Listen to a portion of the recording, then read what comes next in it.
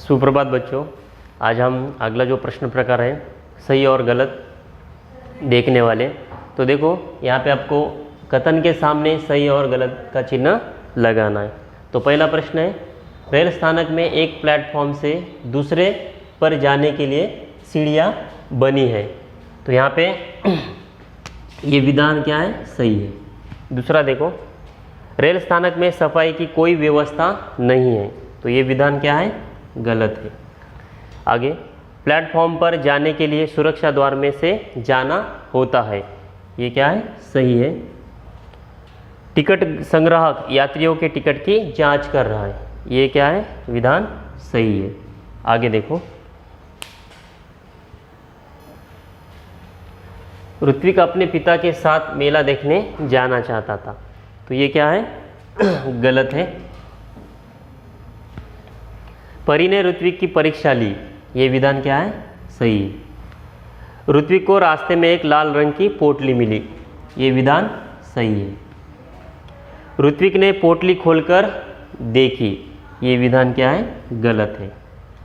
सब ऋत्विक को पुस्तक मित्र कहने लगे। ये विधान सही है। आगे देखो, आगे का प्रश्न देखो। अभी कोष्टक में से उचित समानार्थी शब्द चुनकर लिखना है। समानार्थी शब्द आपको लिखने हैं। तो देखो यहाँ पे पहला है, हवा का आता है वायु, शीश का आता है सिर, अनोखी का आता है विचित्र, हार का आता है पराजय, मुसाफिर का आता है राही, पेड़ का आता है वृक्ष। आगे का प्रश्न है, देखो दिए गए शब्दों के लययुक्त शब्द आपको लिखने हैं। लययुक्त शब्द आपको यहाँ पे लिखने हैं। तो पहला सरसों का आता है बरसों, हवा का आता है दवा, महुआ का आता है गेहुआ, बाउली का आता है सावली और अलसी का आता है तुलसी। ये लययुक्त शब्द आपको ऐसे लिखने हैं। आगे का प्रश्न है, निम्नलिखित शब्दों के समानार्थी शब्द कहानी से ढूंढकर लिखना है। तो देखो यहाँ पे समानार्थी शब्द आपको लिखने हैं। सखा का आता है मित्र, नयन का आता है आँख, वृक्ष का आता है पेड़, भगिनी का आता है बहन और जननी का आता है माँ।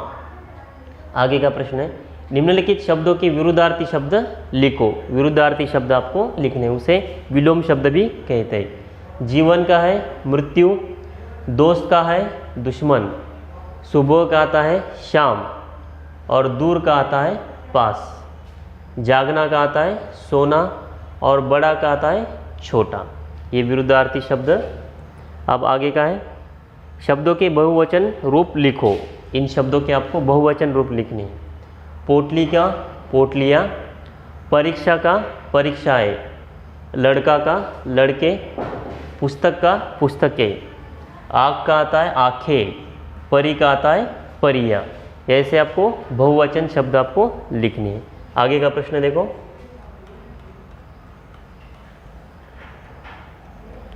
अब यहाँ पे कुछ शब्दार्थ आपको यहाँ पे दिए हैं, उनके अर्थ आपको लिखने हैं। तो देखो, बसंती हवा इस कविता के शब्दार्थ है। बसंती यानी बसंत ऋतु की, मस्त मौला यानी मनमौजी, अजब यानी विचित्र अद्भुत, झकोरा यानी झोंका, अलसी यानी अलसी सरसों, इसे क्या कहते हैं, तिलहन के एक प्रकार है। तिलहन के एक प्रकार। अनोखी यानी क्या, निराली। महुआ यानी एक प्रकार का बड़ा वृक्ष कहते हैं उसे। पहर यानी प्रहर, समय का एक भाग होता है। कलसी यानी गगरी, बाउली यानी सीधी सी। आगे देखो,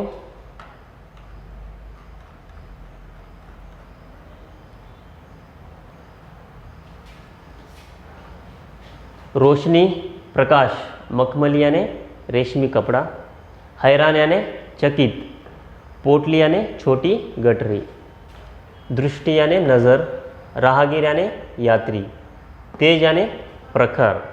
अब देखो यहाँ पे कुछ मुहावरे दिए हैं। आंखें भर आना यानी क्या, आंखों में आंसू आना। तय करना यानी क्या, निश्चय करना। आँख लगना यानी नींद आ जाना और चकित होना यानी आश्चर्य करना। ये मुहावरे। आगे देखो,